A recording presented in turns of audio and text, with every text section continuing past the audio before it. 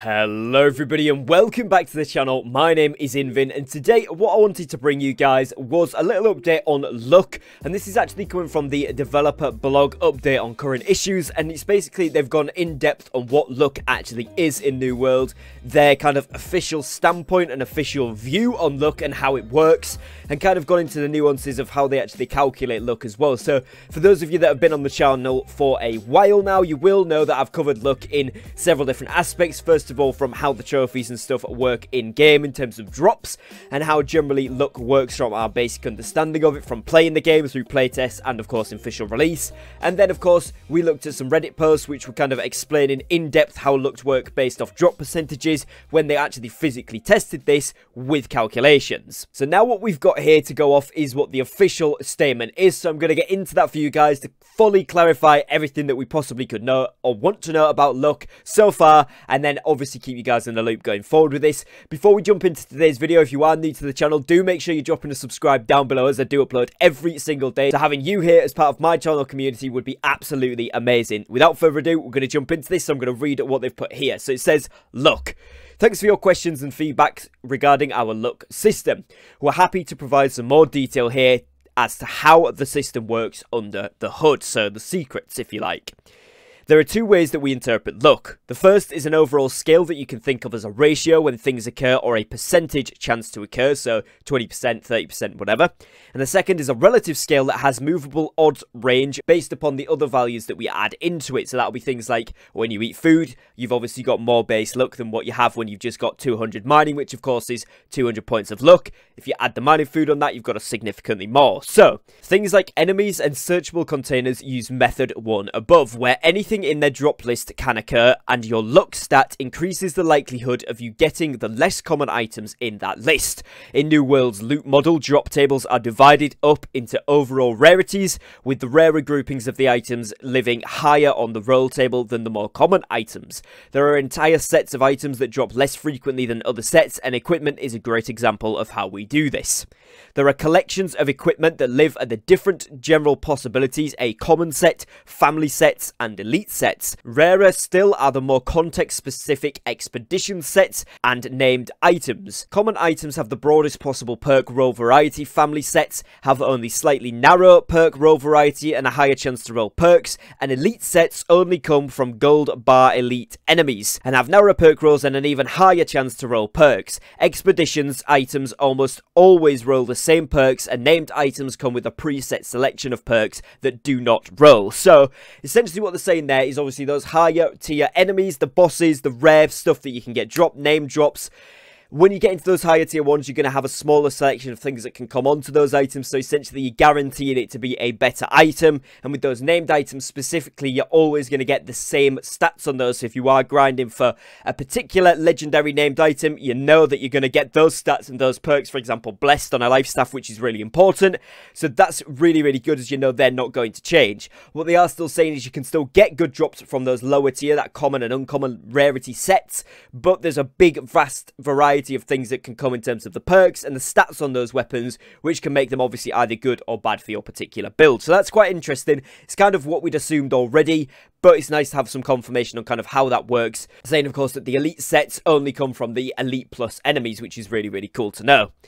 It says here that luck doesn't increase your chance to get higher gear score rolls or roll more perks, but it does increase the chances of you seeing item drops that have higher chances of rolling bonuses. So in other words there, you've got better chances of getting the rare, the epic, or the legendary items with higher luck. So of course that then has more chance of rolling those bonus perks, accessories, you know, whatever else you might want, things like better stats. And obviously as you get higher up those loot tables into those epic and legendaries, some of them have got the static stats that you always get every time. So that's essentially what that has there. Then we're looking at gatherables. They said that gatherables but not fishing use method 2 above. As your luck stat increases, it gradually enables items to drop from the loot table. This means that if your luck values are totally unmodified, there are some items in those tables that are impossible for you to obtain without a bonus. So very interesting. This is particularly useful for the AND tables, or tables that give you more things as they roll higher. If we were to use this with the OR tables, it would actually decrease or even eliminate your chances of getting an item in the lower roll range of the tables, so we don't do that. We've set up the tables to open up more as your base luck grows and avoid inundating lower skill level players with the less common items that they would have no use for until processing much further in other relevant skills. We also use it to plant little surprises and new things to find as you level your gathering skills. So essentially, as we all know, the base luck there that you do need, obviously you've got to be above level 180 on the mining, for example, to even get the chances at the Void Ore, Tolvium and Cinnabar drops from those Orichalcum veins, and that's just base luck percentage. Obviously when you get to 200, that's slightly higher. Luck based food, and then of course mining gear, etc., necklaces, all then increase that luck further, so you have a higher chance percent to get it. But of course it's saying there that you need to be at least on that minimum threshold to be able to get some of these items, which is kind of what we covered before, but again, confirming that is very, very cool. Additionally, we don't use percentages in our data notation. We use integer-based rolls ranges to apply probability weights to the chances of specific things dropping. So in a bit more simple terms than that, basically what they're saying is they don't have a set thing at this many drops, this thing will drop, or at this many times you've mined a certain ore, chopped a certain tree, you're going to get these drops. It's percentage of probability weight, so the more you get, the more chance you've got of getting that rare item. So some people have been going around saying, oh, at 4,000 Orichalcum ore mined, you often get a Void Ore, 5,000 ore, 6,000 ore.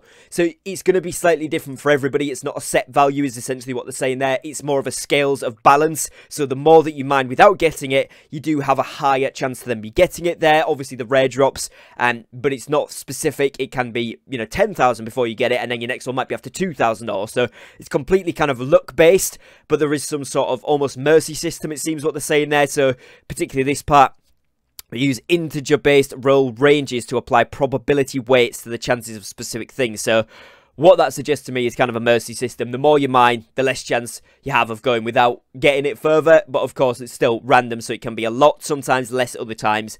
But it's good to know that you have got a good chance of getting it after you've mined quite a few things. Whatever it is, harvested it, gathered it, whatever.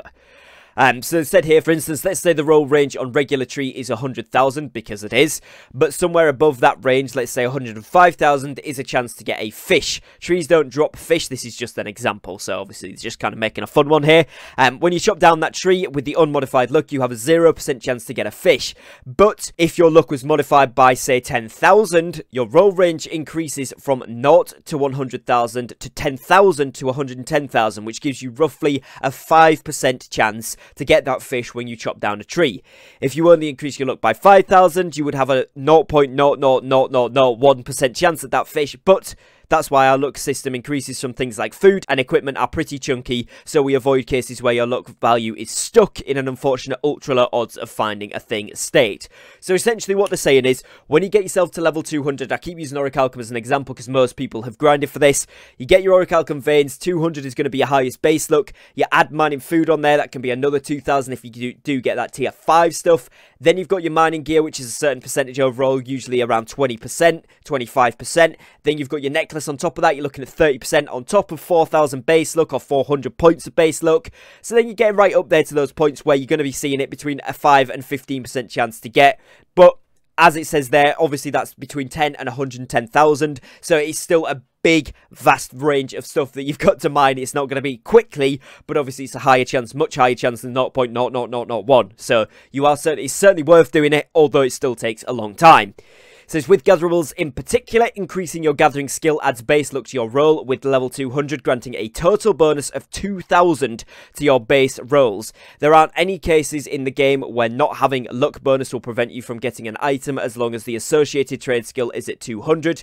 You can use food and equipment to further increase your drop chances or even enable some of the drops for you earlier in your progression. So this point right here, there aren't any cases in the game where not having luck bonus will prevent you from getting an item so long as the associated trade skill is 200. So for any of you guys wondering, Whether it's you're after Torvium, Cinnabar, and of course Voidor from Orichalcum, whether it's you're trying to get those legendary Scar hides and rough hides and stuff from those skinning mobs, whatever the case may be, those tier 5 legendary ingredients, as soon as you get your gathering skill to level 200, you will have a chance at getting these. You will start to see them popping up the more that you harvest. What they are saying there, though, is obviously with food and equipment, you can get that further up and you have a much higher chance to get these and much more frequently. And on top of that, it does say obviously you can get these before level 200 if you use the stat boosting food and equipment to kind of bolster your luck chances there. So there's lots of ways to get it, but at 200 you've got no excuse, you will be getting them. It just takes a long time, so make sure you're using that food and equipment to boost that up. So hopefully that's cleared stuff up for you guys. There's a ton of other patch notes on here that I'm going to break down over the coming days for you guys, but generally that is something that I found very interesting. As I say, I've covered luck several times on the channel, so I wanted to give you guys the official statement, the official standpoint and clarification on how the systems actually work. And if I scroll back up to the top point for any of you guys that want to read it, those are the two ways that they interpret luck in the game right there, so you guys can have a look over that. I will leave this dev post linked in the description below if you want to check it out for yourself, as well as the other issues that are on here as well. But other than that, guys, if you have enjoyed today's video, make sure you do drop a like on it down below, as it really does help me and my channel out. If you are new here to the channel and you'd like to see more New World content covering all news, updates, announcements, events, literally everything, builds, in-game stuff, all that kind of good stuff, then make sure you are subscribed to the channel with the notification bell on down below, as I do upload every single day. So like I said at the start, it'd be amazing to have you here as part of my channel community. Other than that, guys, if you'd like to support my content directly here on YouTube by becoming a channel member, that option is available by clicking the join button down below. Other than that, as always, thank you very much for your time. Thank you for watching. Take care and peace.